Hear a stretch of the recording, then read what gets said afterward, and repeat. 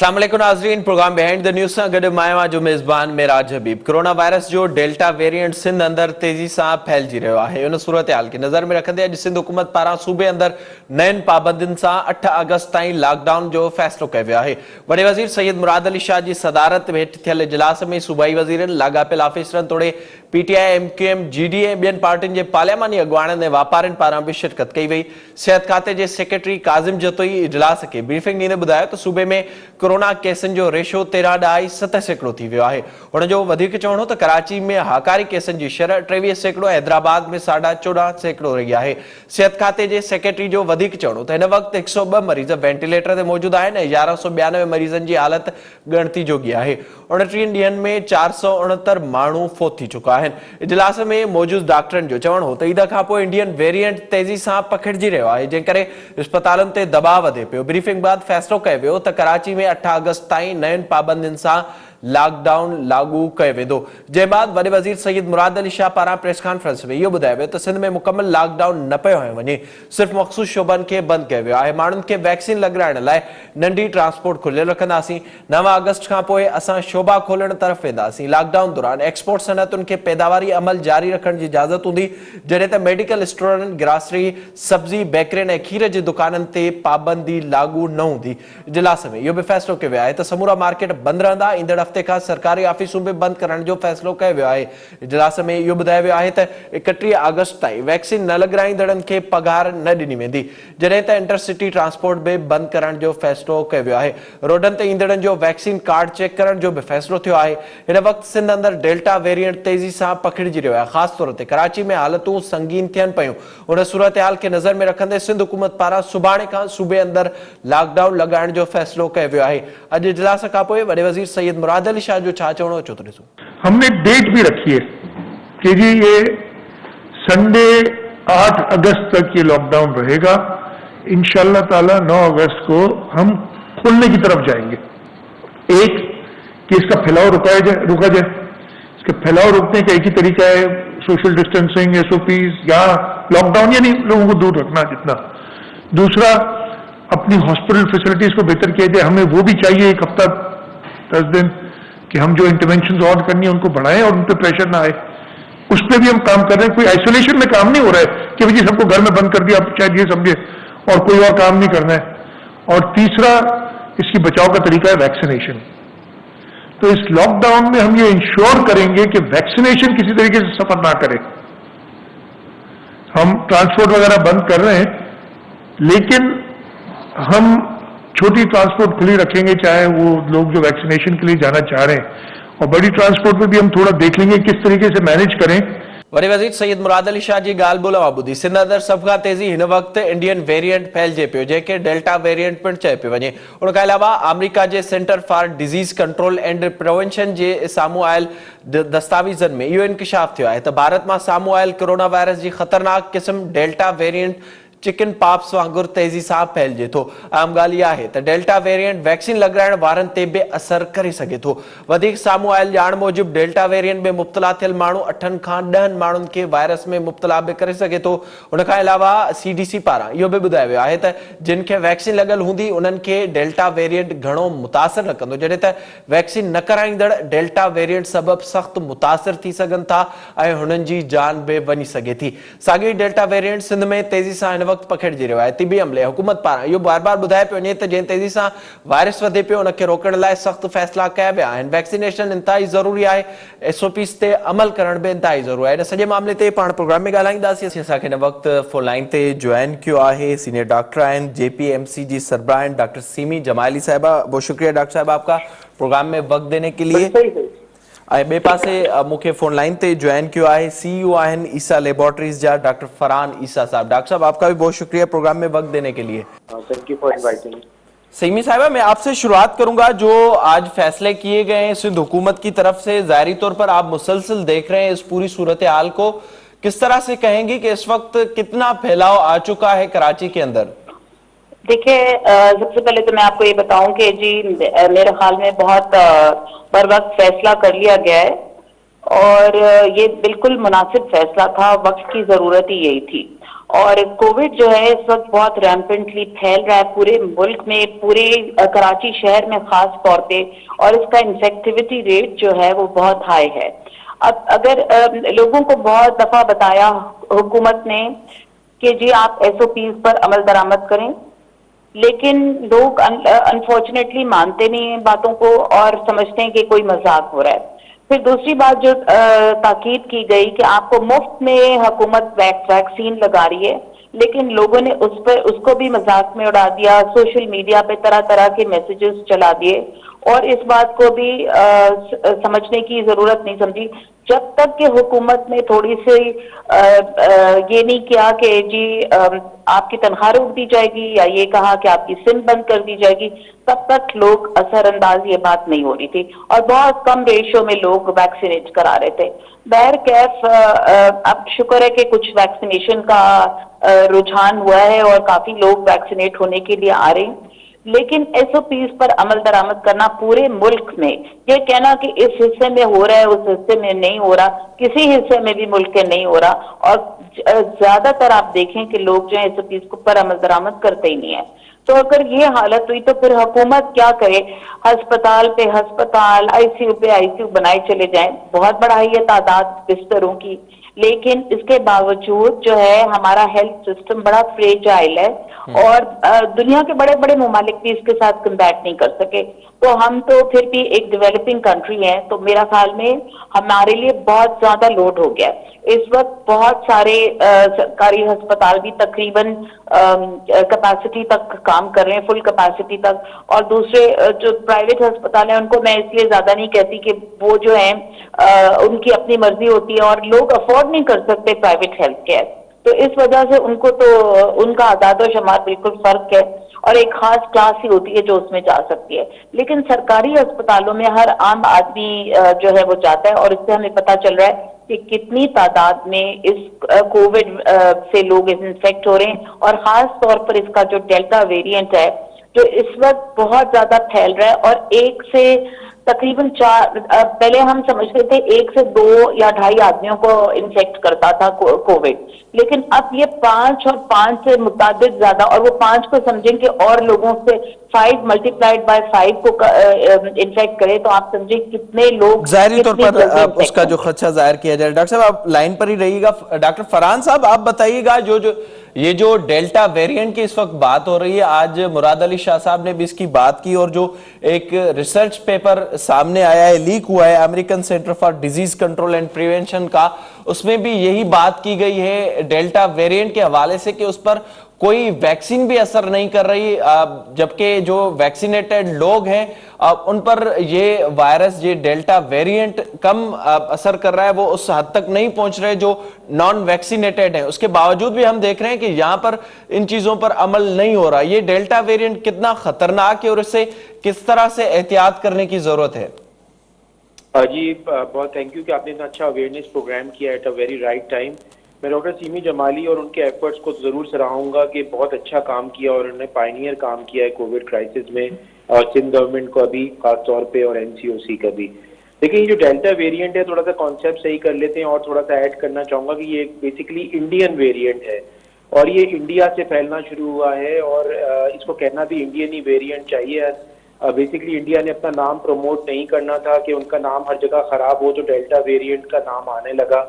ये basically bed management और political विल ना होने की और इंडिया की जो है मिसमैनेजमेंट की वजह से आज पूरी दुनिया को ये तकलीफ से गुजरना पड़ रहा है।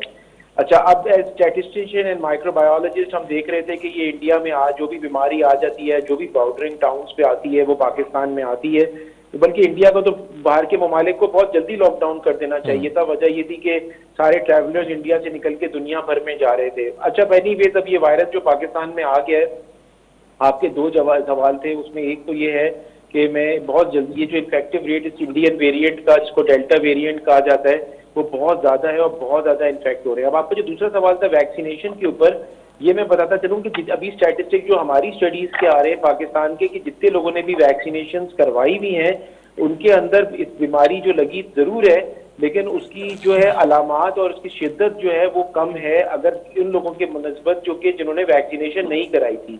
तो फिलहाल हमारी जो स्टडी आ रही है वो यही है कि वैक्सीनेशन जो है बीमारी की शिद्दत को कम करते हैं, और मैं सबको हाथ जोड़ के गुजारिश करूंगा कि प्लीज अपनी वैक्सीनेशन कराएं। अच्छा, लोग इसमें लगे मैं कौन सी वैक्सीनेशन अच्छी है, कौन सी करानी चाहिए, कौन सी मेरी अभी होगी या मैं 3 महीने वेट कर लूं। मैं गुजारिश करूंगा ट्रैवलिंग वगैरह ये जब आती है जब अच्छी सेहत होती है और आप ट्रैवल करने के काबिल जिंदा तो हो। इस वक्त तो जिंदगी का मामला आ जाता है। अच्छा, कुछ लोग बहुत इम्यूनिटी अच्छी होती है, वो समझते हैं हम पे तो असर नहीं कर रहा, वो ये रियलाइज नहीं करते कि वो कैरियर बन जाते हैं और वो दूसरों को इन्फेक्ट कर सकते हैं। और वैक्सीनेटेड इंडिविजुअल्स भी जो है जिनके अंदर कोई अलामात भी नहीं है, वो भी कैरियर बन के दूसरे लोगों को इन्फेक्ट कर रहे हैं। हमें SOPs फॉलो करना बहुत जरूरी है, और सिंध गवर्नमेंट अगर ये जो है टफ डिसीजंस कर रही है, या फेडरल गवर्नमेंट भी कर रही है, तो ये नीड ऑफ द टाइम है।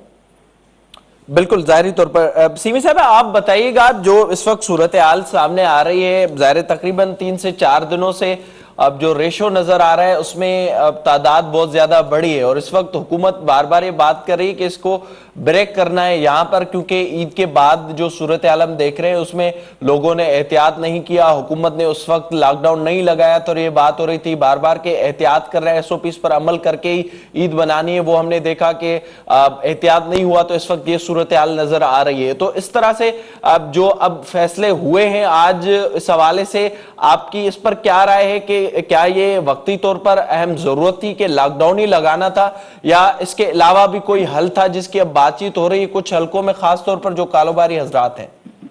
देखिए, बहुत ही अच्छा फैसला किया। मैं तो समझती हूँ कि बहुत मुस्बित फैसला किया हुकूमत सिंध ने। इस वक्त एक इमरजेंसी है जो कि एक नेशनल इमरजेंसी है, तो हमें ये बात समझनी चाहिए कि जब कोई नेशनल इमरजेंसी होती है और नेशनल क्राइसिस होता है, तो उसमें हमें इस वक्त तन मन धन की बाजी लगानी चाहिए कि हम इस साइकिल को तोड़ दें। और मेरा ख्याल से इस साइकिल को तोड़ने की एक ही तरीकाकार था कि हम एक फासला रखें, समाजी फासला रखें, एक दूसरे से दूर रहें, ज्यादा एक मास्क लगाएं, हाइजीन को दुरुस्त रखें, क्राउड्स में ना जाएं और क्राउड होने भी ना दें। तो ये बात है अहम, और इस बात में कोई दो राय नहीं। डॉक्टर फरहानीसा साहब ने फरमाया, मैं बिल्कुल उनसे अग्री करती हूँ कि इस वक्त जो है इस इंडियन वेरिएंट ने पूरे दुनिया पर में एक कोहराम मचाया हुआ है, और इसके बाद देखिएगा और भी वेरिएंट्स आएंगे, क्योंकि अभी तो सिर्फ एक इसी ने कोहराम मचाया। अगर हम अब कुछ नहीं करेंगे तो फिर it will be too late. तो इसलिए अच्छा ये है कि अभी ये फैसला हो गया है, और अभी फिलहाल के लिए लॉकडाउन है। कारोबारी हजरात जो है उनको सिर्फ अपने कारोबार के नजर से नहीं देखना चाहिए, एक मेडिकल पॉइंट ऑफ व्यू भी होता है, और हर मुल्क में कंसिडर किया जाता है डॉक्टर्स, फिजिशियंस और उनके ओपिनियंस को। और मेरे ख्याल से एक पूरी टीम बैठी हुई थी चीफ मिनिस्टर साहब के साथ, डॉक्टर्स की भी, और उनको जाहिर है कि इस बात का इल्म है, और उनको सबको नजर आ रहा है कि किस तरह तादाद अस्पतालों की भरी चली जा रही है। तो फिर अभी हमने इस चेन को ब्रेक नहीं किया, तो फिर पूरे आप सोचें कि क्या हशर होगा हमारा अगर वो खुदा ना करे वो हाल हो जो लकड़ी खत्म हो गई इंडिया के जैसे मुल्क के अंदर, के लोगों को जलाने के लिए, दफनाने के लिए उनके पास लकड़ी खत्म हो गई थी। तो अब हम चाहते हैं कि हमारा मुल्क जो है उस तरफ को ना जाए, उस नहज पर ना पहुंचे, इसलिए ये बात अभी लॉकडाउन जो है वही एक जवाब था जिसमें कोई बच्चों के, वरना तो हमारे लोग हुकूमत की बात ही नहीं सुनते, वो समझते एक मजाक हो रहा है, वो समझते एक अभाम सा पैदा कर दिया कि वैक्सीन जो है आपको इनफर्टाइल कर देगी, या वैक्सीन से कोई चिप लग जाएगा, आप 2 साल में मर जाएंगे। भाई आज के दिन को देखिए, आज के दिन तो जिंदा रह लेना और ठीक से जिंदा रह लें। इस बीमारी के वो मूजी असरात हैं जो देखने वालों को समझ नहीं आते, लेकिन जो इस शोबे से ताल्लुक रखते हैं मेडिसिन के, उनको अच्छी तरह पता है कि हमारे फेफड़ों का क्या हाल कर देती है ये बीमारी, और बाकी जिस्म के हिस्सों पर भी, और दिल पर और दीगर आज़ा पर क्या इसके मुज़िर असरात होते हैं। तो अल्लाह ना करे कि किसी को ऐसी बीमारी हो, और अल्लाह मियाँ हर एक को बचा के रखे। लेकिन इस वक्त हालात का तकाजा यही है कि जो हुकूमत ने किया है बिल्कुल मुनासिब इक़दाम उठाएं। डॉक्टर साहब, आप क्विकली बताइएगा, जो इस वक्त हमें सूरत हाल नजर आ रही है, आप लोग भी बार बार मुसलसल ये बता रहे हैं वैक्सीनेशन के हवाले से, SOPs पर अमल करने के हवाले से ज़ाहिर है उससे ही जिंदगियां बचाई जा सकती हैं। इस वक्त जो एक तो ये उभाम पैदा किया जा रहा है, जो आदाद शुमार सामने आ रहे हैं, 20% से भी कम लोग हैं जो अब तक वैक्सीनेटेड हो चुके हैं। हालांकि हुकूमत ने मुसलसल इस पर पाबंदियां लगाई हैं, हुकूमत मुसलसल ये कह रही है कि वैक्सीन लगानी है, आप लोग भी बार बार ये कह रहे हैं। तो इस वक्त फर्क क्या है अगर कोरोना वायरस होता है उस बंदे को जिसको वैक्सीन लगी हुई है और जो नॉन वैक्सीनेटेड है? ये तो जिंदगी मौत का मैं समझता हूँ इसका आंसर तो ये है कि जो वैक्सीन लगाएगा उसके बचने के चांसेस हैं और जो वैक्सीन नहीं लगाएगा उसके मरने के चांसेस ज्यादा हैं। तो बेसिकली वैक्सीन जो है वो तो प्रोटेक्ट करती है और ये वैक्सीन जो हैं जो लग रही हैं, अब तो गवर्नमेंट ने इतना अच्छा काम किया है, एनसीओसी ने भी बल्कि इतना अच्छा काम किया है कि हर किस्म की वैक्सीन पाकिस्तान में आ गई है। और सिंध में तो खैर लाजवाब काम हुआ है कि ड्राइव थ्रू वैक्सीनेशन हो रही हैं, ऑफिस के अंदर टीम्स जाके वैक्सीनेट कर रही हैं। राजकुमार डीएचओ साउथ को तो मैं डेफिनेटली अप्रिशिएट और भी ज्यादा करूंगा। बड़े बड़े हॉस्पिटल्स में, क्लिनिक, हर जगह पे वैक्सीनेशन इतनी है ज्यादा, मैं तो खुद सरप्राइज्ड हूँ। आई नेवर थॉट, क्योंकि हम सब बाहर से ट्रेंड हैं, हमने तो कभी रियलाइज मैंने ये नहीं किया था कि ऐसा भी पाकिस्तान में हो सकता है कि इतना अच्छा काम हो जाए। अभी मैं तो बहुत मोटिवेट हो गया हूँ इससे। और अच्छा, अभी जो डॉक्टर सीमी ने बातें बहुत अच्छी करी, देखिए मैं थोड़ा सा एक जल्दी से बताता ही चलूंगा कि हमारी पाकिस्तानी कौम को पता नहीं क्या हो गया। अगर उससे किसी से आप खुदा ना खास्ता कहें कि वैक्सीन लगाने से दिमाग मर जाए, आपका मफलूज हो जाएंगे, आप हार्ट अटैक हो जाएगा, आंखें अंधी हो जाएंगी, गुर्दे फेल हो जाएंगे, खुदा ना खास्ता होते तो नहीं है, लेकिन पाकिस्तानी कौम को फर्क नहीं पड़ता। बस ये र्यूमर फैल जाए कि इससे बच्चे पैदा नहीं हो सकते तो पाकिस्तानी कौम जो है वो पागलों की तरह बिहेव करना शुरू कर देती है। मैं तो कहूँगा पागल है। ये वर्ड मैं इसलिए स्ट्रॉन्ग यूज कर रहा हूँ कि ये गलत खबरें ये पोलियो के लिए भी फैली और हमारी अगर दुनिया में स्टैटिस्टिक्स देखी जाए कि सबसे ज्यादा जो चैलेंज है वो बढ़ती हुई पॉपुलेशन का है, तो ऐसा कोई भी चीज नहीं है। दूसरा जो है, मेरा ड्राइवर भी आया मुझसे कहता है डॉक्टर फरहान मुझे लगता है मेरे अंदर सब कह रहे हैं कि चिप लगा दी गई है। मैंने उनसे उसको भी मैंने मजाक लगे कहा कि यार आप मेरी गाड़ी लेके कहाँ घूमते फिरते, मैंने आपके अंदर चिप नहीं लगाई तो आपके अंदर किसी को चिप लगाने की क्या जरूरत है। एक साहब ने कहा भाई मेरे पास, क्योंकि मेरी तो फील्ड है, आके कहते हैं कि मेरा तो जब बल्ब जल रहा था। मैंने कहा तो फिर तो आप 4 वैक्सीन लगा दें, अपनी पूरी फैमिली को वैक्सीन लगा दें, जनरेटर लगाने की जरूरत ही नहीं है, बल्ब चलाए लाइट आ जाएगी। कैसी बातें करते हैं, इतनी बेवकूफाना बातें ये कैसे होती है? कई दुनिया में ऐसी बातें नहीं होती जैसे हम लोगों की र्यूमर्स फैल के। और ये मैं जो हमेशा कहता हूँ कि जाहिल जो ग्रेजुएट कर रहे हैं व्हाट्सएप यूनिवर्सिटी से, वो ये फैलाए जा रहे हैं और एक गलत इंफॉर्मेशन लग रहे हैं। एक र्यूमर और फैली थी कि सना मक्खी का पानी पिएंगे तो कोविड खत्म हो जाएगा। इसकी वजह से कितने पेशेंट का इंतकाल हो गया। सना मक्खी का जो पाउडर है या पानी पीने से पेट चलता है, कब्ज को दूर करने के लिए दिया जाता है, अगर दिया भी जाता है, वो इलेक्ट्रोलाइट इम्बैलेंस करा के पेशेंट को मार दिया। इसका ये मर्डर के कौन कौन रिस्पॉन्सिबल होगा?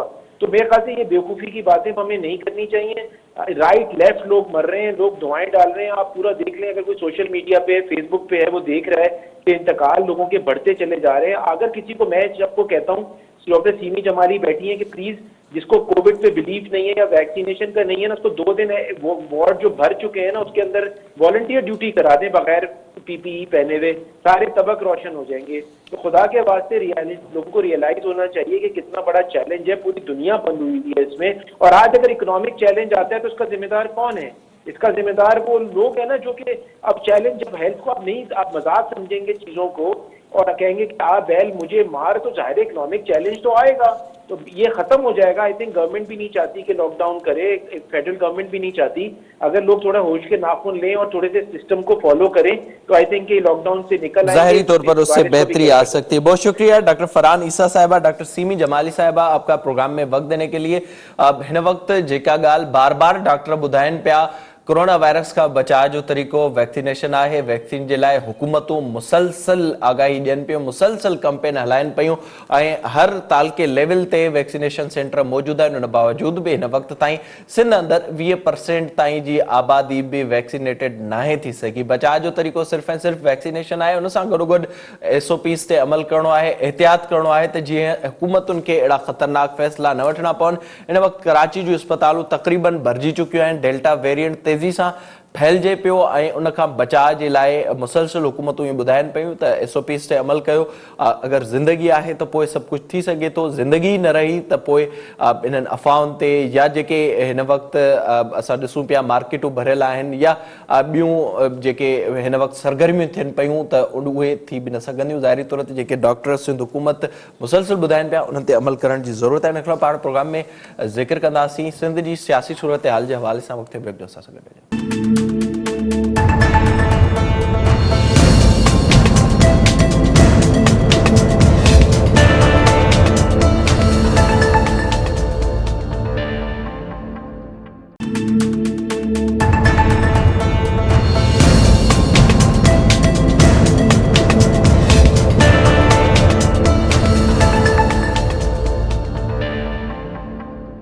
प्रोग्राम में हिकु भेरो ॿीहर भलीकार प्रोग्राम जे हिस्से में पाण ज़िक्र कंदासीं सिंध जी सियासी सूरत हाल जे हवाले सां, जिते कुझु ॾींहंनि खां वज़ीर आज़म इमरान ख़ान सिंध के फतेह करण जा ख्वाब ॾिसे पियो ऐं उन सिलसिले में वज़ीर आज़म इमरान ख़ान पारां अरबाब ग़ुलाम रहीम खे ज़िम्मेवारी सौंपी वई आहे ऐं 2 ॾींहं पहिरियां ई उनजो बाज़ाब्ता तौर ते नोटिफिकेशन बि जारी कयो वियो हो। अरबाब ग़ुलाम रहीम कम जी शुरूआत बि करे छॾी आहे। पहिरें मरहले में अरबाब ग़ुलाम रहीम पारां सिंध एक्शन कमेटी जे सरबराह ऐं SUP जे सरबराह सैयद जलाल महमूद शाह सां अॼु मुलाक़ात कई आहे। मुलाक़ात दौरान सिंध जे मामलनि ते ॻाल्हि ॿोल कई वई आहे, जंहिं बाद प्रेस कॉन्फ्रेंस दौरान अरबाब ग़ुलाम रहीम पारां इहो ॿुधायो वियो त सिंध में पाकिस्तान पीपल्स पार्टी जी हुकूमत हिन वक़्तु आमरीत खां वधीक ख़तरनाक साबित थी रही आहे। उन पारां चयो वियो त हिते हरूभरू बि दहशतगर्दी जा केस दाख़िल कराया वेंदा आहिनि। बहरिया टाउन में पाकिस्तान पीपल्स पार्टी वारनि जो हिसो आहे, उन जे करे ई सिंध एक्शन कमेटी जे अॻुवाणनि ते केस दाख़िल कराया विया। सिंध में पाकिस्तान पीपल्स पार्टी खे शिकस्त ॾिनी वेंदी ऐं क़ौम परस्तनि सां गॾिजी हू सिंध में पाकिस्तान पीपल्स पार्टी खे शिकस्त ॾींदा। हू उन्हनि सभिनी सां गॾु आहिनि जेके पाकिस्तान जे ख़िलाफ़ न आहिनि। उन सां गॾोगॾु PP चेयरमैन बिलावल भुट्टो ज़रदारी पारां बि प्रेस कॉन्फ्रेंस दौरान उन खां पुछियल सवाल में इहो चवणो त अरबाब ग़ुलाम रहीम खे हिकु बार शिकस्त ॾिनी हुई, शिकस्त ॾिनलनि खे सिंध में मुक़ररु कयो पियो वञे।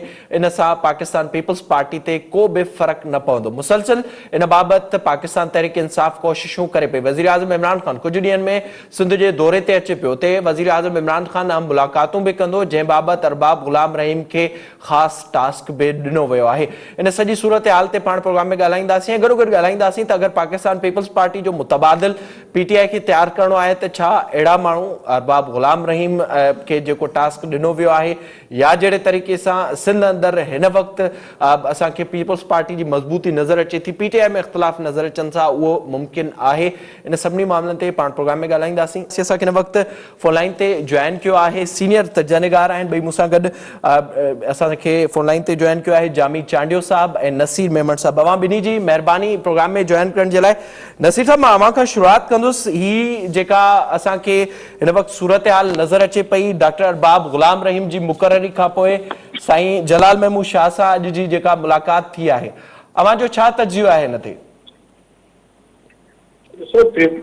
PTI जो प्रॉब्लम इहो आहे पॉलिटिकली स्पीकिंग त हुननि अॼु ताईं सिंध खे सीरियस न वरितो आहे ऐं इन करे न वरितो आहे जो हू सम्झनि था त सिंध में असांखे सवाइ कराचीअ जे कुझु पॉकेट्स जे वोट नथा मिलनि। हाणे इहे वोटनि वारी सियासत एॾी हिकिड़ी ख़ुदगर्दी वारी सियासत आहे। इहो को PTI न ॿियो का पार्टी हुजे हा त उहा शायदि ईअं ई करे हा। उहे ॾिसनि था त असांखे वोट बैंक असांजो पंजाब में आहे, KP में आहे, त हू एफर्ट उते लॻाइणु चाहिनि था। सिंध खे मिड़ई ठीकु आहे गॾु हलाइणो आहे त जेकर हुनखे पार्ट टाइम तौरु ट्रीट कनि था। त हींअर ताईं मजमूई तौरु PTI सिंध खे का सीरियस एफर्ट कई बि कान्हे। हाणे रही ॻाल्हि इहा त हुन अरबाब ग़ुलाम रहीम साहिब खे पाण सां शामिलु कयो आहे ऐं ॿियनि माण्हुनि खे शामिलु करण जी कोशिशि कनि पिया।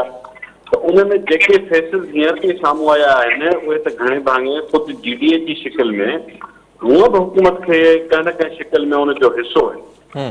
जेकर डायरेक्ट हुन में मेंबर्स न आहिनि या हुननि जा पार्टी वर्कर या पार्टी जा अॻुवान न आहिनि, तॾहिं बि हुन जा एॾा वेझा हिसाबी आहिनि जो जेकर PTI जो कराचीअ खां ॿाहिरि को फेस आहे त उहो अणसिधी तरह हींअर ताईं GDA रहियो आहे। त हाणे उन में का नवाड़ सच कान्हे सवाइ हिनजे त उहे साॻिया माण्हू हाणे GDA जे बजाए PTI जो हिसो थी कमु करे रहिया हूंदा। पर सुवाल इहो आहे त PTI जे जेको टोटल इमेज आहे हींअर ताईं पुठियनि 3 सालनि में सिंध जे अंदरि उनखे कीअं रीबिल्ड कंदा, इहो क्वेश्चन। मिसाल तव्हां बेटनि जी ॻाल्हि कई हाणे ॿेटनि ते सॼी सिंध जो हिकिड़ो सेंटीमेंट आहे, उहो ॾाढो चिटो आहे। ऐं उहे इहा त ॻाल्हि ठीकु आहे त ॿेटनि ते या ॿियनि हंधनि ते तरक़ी थिए त सुठी ॻाल्हि आहे, हिन खां कोन्हे। मसइलो इहो न आहे त तरक़ी थिए, पर मसइलो आहे त कॉन्स्टिट्यूशन ऑफ पाकिस्तान मूजिबि कंहिंजो राइट आहे उहा तरक़ी कराइण। सो उन ते सॼो तकरार हुयो त हाणे अरबाब रहीम साहिब या पीटीआई जा हामी जेकर उन लाइन खे खणंदा जेका इमरान ख़ान जी हुई या अली ज़ैदी जी हुई, त पोइ त ज़ाहिर आहे उनखे रिस्पॉन्स उहो ई मिलंदो जेको हींअर फैशन जा माण्हू ॾियनि पिया। कराचीअ जे मामले ते जेको लहजो ऐं जेका ॿोली इस्तेमालु थींदी रही आहे, कराचीअ जा जेके पीटीआई जा इतिहादी जेका ज़बान इस्तेमालु कंदा रहिया आहिनि, उन सॼे ते कीअं मुख़्तलिफ़ हूंदो इहो हिकिड़ो क्वेश्चन मार्क आहे। तो बुनियादी तौर ते मसइलो रुॻो शख़्सियतुनि जो न आहे, मसइलो नैरेटिव जो बि आहे। छा चवंदा, छा पे खणी ईंदा, सिंध जे माण्हुनि खे छा ऑफर कयो वेंदो जो उहे पीपुल्स पार्टीअ जे बजाए पीटीआई ॾे ॾिसणु शुरू कनि, इहो उन्हनि जी क़यादत लाइ सवालिया निशान आहे। अब जामी साहब अवां ॿुधाइजो, जीअं नसीर साहब सूरत हाल ॿुधाई, ज़ाहिरा जेको हिकु असांखे नैरेटिव ख़ासि तौर ते पीटीआई जो नज़र आयो आहे, सिंध जो माण्हू ईअं सम्झे पियो, ख़ासि तौर ते जेके कराची में वेठल पीटीआई जा स्टेक होल्डर्स आहिनि उन्हनि जो नैरेटिव तक़रीबन एमक्यूएम सां मिलंदड़ जुलंदड़ असांखे नज़र आयो आहे गुज़िरियल 3 सालनि में। हिन वक़्तु तब्दीली इहा आंदी वई आहे त डॉक्टर अरबाब ग़ुलाम रहीम खे सिंध जे मामलनि बाबति ख़ासि मददगार मुक़ररु कयो वियो आहे। वज़ीर आज़म जो मुलाक़ातुनि जा सिलसिला बि शुरू थिया आहिनि। चवणु सम्झो पिया त इहा कोशिश को वॾो मुतबादिल ॾेई सघंदी पीपल्स पार्टी जो पीटीआई खे, या पीटीआई हिन सां मज़बूत थी सघंदी? अवां जी छा राय आहे हिन ते? ॾिसो, ॻाल्हि इहा आहे त पीटीआई जी जेका सियासत जो अंदाज़ आहे ऐं जेका हुननि जी हुकूमत आहे मर्कज़ में, ऐं 2018 जी इलेक्शन खां पोइ जेके हिननि जूं पॉलिसियूं आहिनि मजमूई तरह पाकिस्तान जी फेडरेशन अंदरि, यानी न रुॻो उहे समूरियूं पॉलिसियूं इस्टेब्लिशमेंट जे हक़ में आहिनि, उन्हनि जे पारां आहिनि, पाकिस्तान जे आइन जे ख़िलाफ़ आहिनि, मुल्क जो जेको वफ़ाक़ी ढांचो आहे, जेको आइनी पाबंदियूं आहिनि उन्हनि जे ख़िलाफ़ आहे, अरिड़हीं तरमीम खे तस्लीम कनि कोन था, सूबनि जूं जेके आइनी हदूं आहिनि अख़्तियारनि जूं उन्हनि जो एतिराम कनि कोन था। ऐं हीअ जेके 3 साल आहिनि उहे ज़ाहिर पाकिस्तान में हुकूमतूं पहिरीं बदतरीन हुयूं, पर हीअ जेका पीटीआई जो जेको मॉडल आहे हुकूमत जो, उहो त मतिलबु हिकिड़ो मुकमल तरह हिकिड़ी ॼण त गैर सियासी हुकूमत आहे, ऐं जीअं एस्टेब्लिशमेंट जे बारे में आहे त उन्हनि जी हुकूमत आहे, ऐं पाकिस्तान जे आइन जो कंहिं बि शइ जी परवाह नथा कनि, न काउंसिल ऑफ कॉमन इंटरेस्ट जो एतिराम कनि था, न वफ़ाक़ी हुकूमत खे फेडरल लिस्ट 1 जे दायरे में महदूद रखनि था, न पाकिस्तान जे आइन मुताबिक़ सूबनि जे अख़्तियारनि जो एतिराम कनि था। त हिकिड़े क़िस्म जो हिकिड़ो अजीब दौरु आहे जंहिंमें बज़ाहिर आइन आहे, पार्लियामेंट आहे, पर हक़ीक़त इहा आहे त आइन जी मुकमल वायोलेशन आहे ऐं पार्लियामेंट खे बिल्कुलु सेक्रेटरी बणायो वियो आहे। हाणे इहा हिकड़ी सूरत हाल आहे पीटीआई जी। ऐं वरी ॿी ॻाल्हि इहा आहे त पीटीआई इहो सभु कुझु करण सां गॾोगॾु को डिलीवर बि कोन करे सघी आहे मुल्क में कंहिं बि सेक्टर में, न मईशत में, न सियासी माहौल में, न तरक़ी में, न माण्हुनि खे रिलीफ ॾियण में, न कंहिं बि तरह। हाणे इन सॼे सिनेरियो में जेको ॿियो पासो आहे उहो इहो आहे त सिंध में पीटीआई जे लाइ थोरो घणो जेको सॉफ्ट कॉर्नर ठहियो 2013 जी चूंडुनि में, 18 जी चूंडुनि खां पोइ हिननि 3 सालनि में त उहो जेको रहियल अंदो मंडो जेको स्पेस ठहियो उहो बि कंप्लीटली ज़ाहिर थी वियो। उनजो सबबु इहो ई आहे त जीअं नसीर साहिबु चयो या जेका तव्हां ॻाल्हि कई सभु सुवालनि में, त मिसाल तौरु जेके बि सिंध जा बुनियादी सुवाल आहिनि, पीपल्स पार्टी जी हुकूमत खे खॾे करे मिणो, उनजा पंहिंजा हाल ख़राब आहिनि, उहो जेको हुकूमतुनि जे ख़िलाफ़ जेको वञी वञी ॻाल्हाइनि उहो हुनजो हक़ ऐं राइट आहे। मसइलो पीपल्स पार्टी जे हुकूमत जो न आहे, जेको आहे हुकूमत जे बारे में भली माण्हू ॻाल्हाइनि, पर सुवाल इहो आहे त जेके सिंध जा बुनियादी सुवाल आहिनि, मिसाल तौरु जेका एमक्यूएम पाकिस्तान रोज़ थी सिंध जे विरहाङे जो मुतालबो करे, उहा पीटीआई जी तादी जमात आहे। ऐं हिकिड़े ॾींहुं बि कॾहिं इमरान ख़ान या उनजे वज़ीरनि कोर चयो आहे त एमक्यूएम पाकिस्तान जे मौक़िफ़ सां असां मुतफ़िक़ न आहियूं, इहो मौक़िफ़ ग़लति आहे। बेटनि जो मामिलो आयो त बेटनि जे मामले खे उन्हनि जंहिं गैर आइनी तरीक़े सां बेटनि ते कब्ज़ो करण जी कोशिशि कई, उहो त सिंध जे अवाम जो गॾियल शऊर हो, मज़ाहिमत ई, जंहिं सिंध हुकूमत जी मुनाफ़त खे बि मोह ॾिनो, कंप्रोमाइज़ खे बि मोह ॾिनो, ऐं वफ़ाक़ी हुकूमत जे कब्ज़गिरी खे बि मोह ॾिनो। साॻी तरह तव्हां ॾिसो त को बि इशू खणो जेको हुननि 3 सालनि में साम्हूं आयो हुजे, त जेके बि सिंध जा बुनियादी भला पाकिस्तान जी वफ़ाक़ी हुकूमत वटि जेके तरक़ियाती फंड आहिनि या जेके ग्रांट जी सूरत में पैसा आहिनि, भला ॿुधायो वञे त सिंध सूबे खे घणो हिसो मिलियो आहे हिन सॼे हफ़्ते में 3 सालनि में, या सिंध में कहिड़े क़िस्म जी तरक़ी में कंट्रीब्यूट कयो आहे फेडरल गवर्नमेंट। त वफ़ाक़ी हुकूमत पीटीआई जी जेका आहे उहा पीटीआई बतौर हिकिड़े सियासी जमात जे ऐं ॿियो मथां खां वरी जेके हिन वटि माण्हू पीटीआई में जेके सिंध में घणे भाङे जेके आहिनि उहे घणे भाङे माण्हू हिकिड़ा अहिड़ा गैर सियासी माण्हू आहिनि ऐं हिकिड़ा तमामु तासुबी माण्हू आहिनि जो उन्हनि जा जेके बयान आहिनि, जेको मौक़ुफ़ आहे, जेको नैरेटिव आहे, उहो हितां ई चिड़ाईंदड़ आहे। नतीजो इहो आहे त न रुॻो पीटीआई जी हुकूमत पर पीटीआई बतौर हिकिड़े सियासी जमात जे बि सिंध जे अंदरि पंहिंजो मजमूई तरह मुकमल तरह तासुर या स्पेस विञाए चुकी आहे, जेको टको पैसो ठहियो हो 13 जी इलेक्शन में। हाणे इन सॼे सीनेरियो में अरबाब गुलाम रहीम साहब जेको चयो वियो आहे, अरबाब गुलाम रहीम साहब हिकिड़ो फर्द आहे, न उनजी का जमात आहे, न उनजो को सियासी बेस आहे सवाइ सरपारकर जे कुझु इलाइक़नि जे, उहो बि ज़ोरी ठाहियल हो। जावलक जे ज़माने जी इहे माण्हू पैदावार आहिनि, जावलक जे ज़माने खां वठी इहे इस्टेब्लिशमेंट जे आशीर्वाद ते अॼा आहिनि ऐं परवेज़ मुशर्रफ जो पूरो दौर अरबाब गुलाम रहीम जेको आहे उहो पावर में इन करे हो जो परवेज़ मुशर्रफ सां गॾु PMLQ में हो। ऐं जेको अरबाब गुलाम रहीम जो जेको सियासी नुक़्ते नज़र आहे उहो हिते रिज़त परस्त आहे ऐं सख़्तु तंग नज़र आहे माण्हू पंहिंजे मौक़ुफ़ में। ऐं हुनजो जीअं तव्हां पाण मिसाल ॾिनो त उहो अॼु बि बेटनि वारे सुवाल ते पीटीआई जे ॻाल्हि सां बीठो आहे। ऐं ज़ाहिर आहे त जेको पीटीआई जी अॻे ई सिंध पारां रद्द कयल पॉलिसियूं आहिनि हुकूमत जूं पार्टी जूं, उन्हनि जे जेकॾहिं को माण्हू GDA छॾे ऐं वरी पीटीआई में वेंदो ऐं उहे अॻे ई रद्द थियल पॉलिसियुनि जो नुमाइंदो बणिबो त कहिड़ी वधीक हिते हैसियत माणींदो या कहिड़ी ममता माणींदो, उहो तव्हांखे ख़बर आहे त उनमें का शक जी ॻाल्हि कोन्हे। आख़िरी ॻाल्हि इहा आहे जेका हुन जेके जॉइन कई आहे पोजीशन, इहा पोजीशन त हिकिड़ो मज़ाक़ आहे, छाकाणि त पाकिस्तान जे आइन जे फेडरल लिस्ट 1 में अहिड़ो को सब्जेक्ट ई कोन्हे, अहिड़ो को शोबो ई कोन्हे। हा, हिकिड़ो शोबो आहे जेको बैनल हुकूमती बैनल सूबाई वज़ारत जो आहे, जंहिंमें अॻे ई डॉक्टर फहमीदा मिर्ज़ा साहिबा वेठी आहे। जेकॾहिं वफ़ाक़ ते सूबनि सां कोऑर्डिनेशन जो मसइलो आहे त उन लाइ हिकिड़ी वज़ारत मौजूदु आहे ऐं बैनल हुकूमती हिकिड़ी वज़ारत मौजूदु आहे, उनजी मिनिस्टर मौजूदु आहे। ज़ाहिर उहो बि असांखे सिर्फ़ सिंध में ई नज़र अचे पियो जेको अवां ज़िक्र कयो पिया, जेको उहदो मां इहा ॻाल्हि थो कयां त हिकिड़ो त अरबाब गुलाम रहीम साहिब खे जंहिं पोज़ीशन ते आंदो वियो आहे, हिकु त उनजो आइन में ज़िक्र न आहे, उहा गैर आइनी आहे। मथां वरी उन सां भोग इहो आहे, उन अरबाब गुलाम रहीम सां बि वॾो मज़ाक़ आहे संगीन त उहो एज़ाज़ी सलाहकार आहे।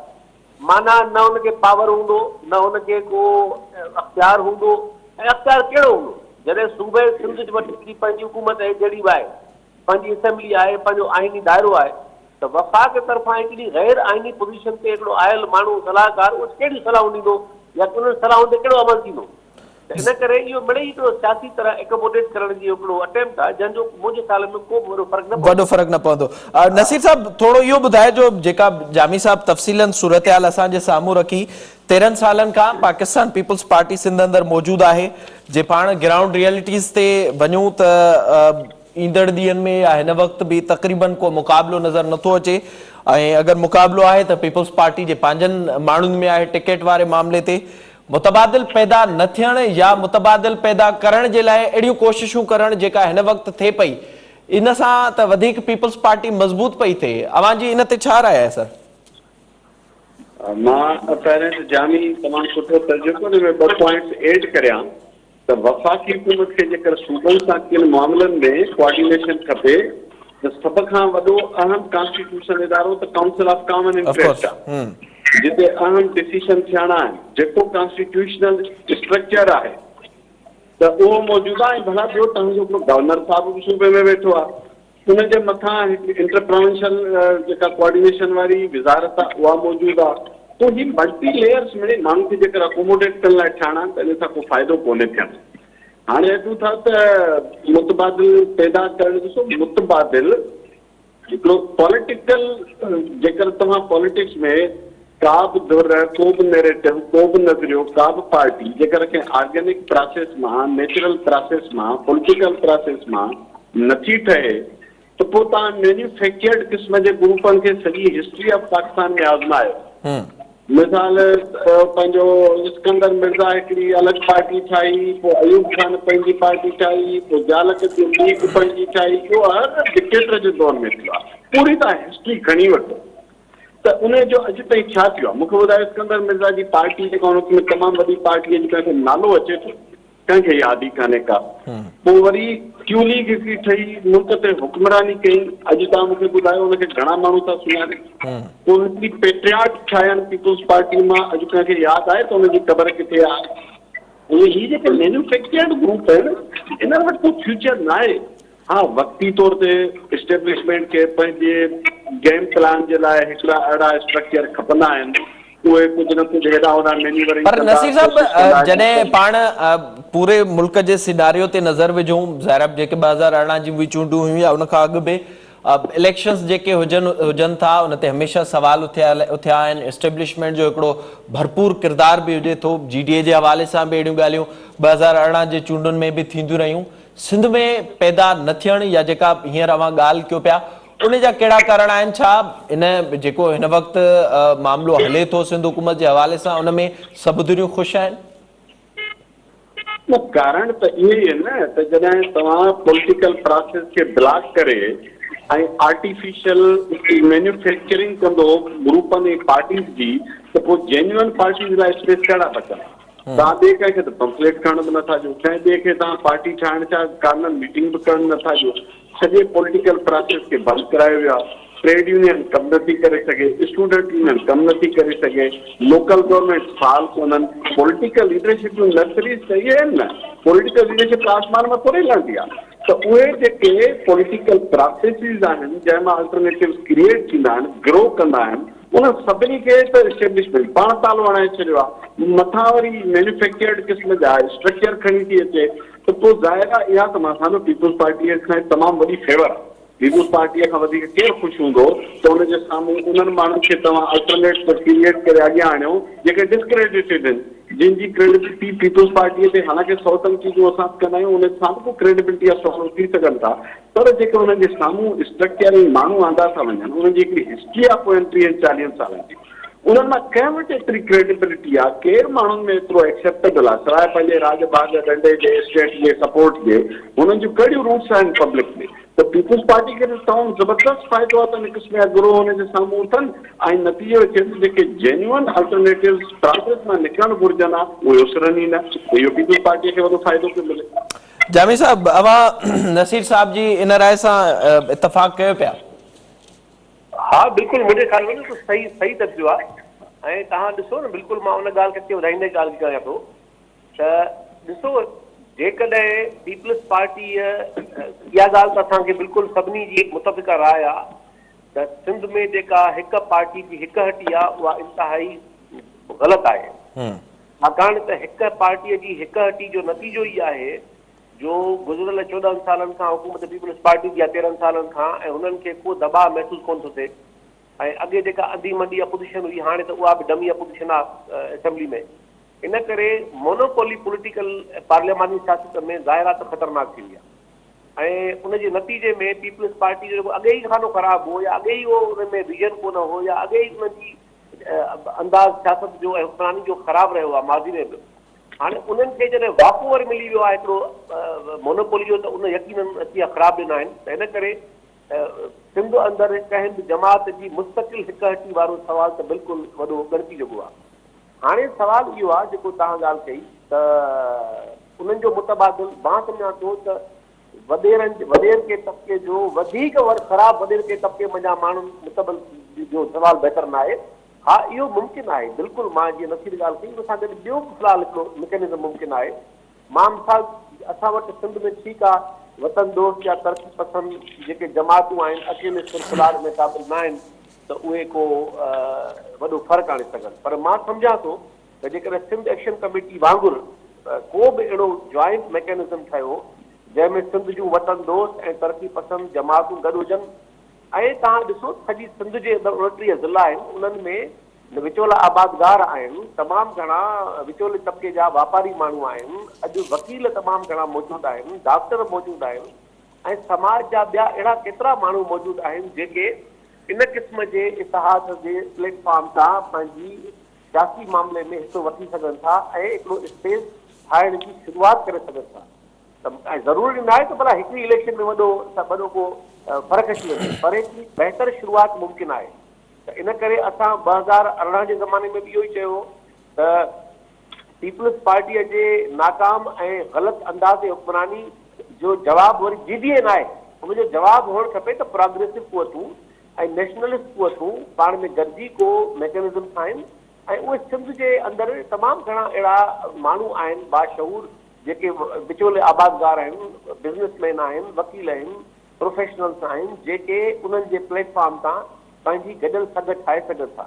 त मुंहिंजे ख़्याल में इन क़िस्म जी शुरूआति थी सघे थी ऐं उहा शुरूआति यकीनन माण्हू खे उत्साह ॾींदी, माण्हू खे मुतबादिल वाट ॾींदी, माण्हू खे प्लेटफॉर्म ॾींदी ऐं जेकॾहिं हिकिड़ी इलाही ज़ाहिर दुनिया जी कंहिं बि पार्लियामानी सियासत में ओचितो तब्दीली कोन्हे ईंदी आहे, ज़ाहिर आहे उन में टाइम लॻे थो, छाकाणि त पार्लियामानी सियासत को इनकलाबी सियासत कोन्हे जंहिंमें का तकड़ी तब्दीली अचे।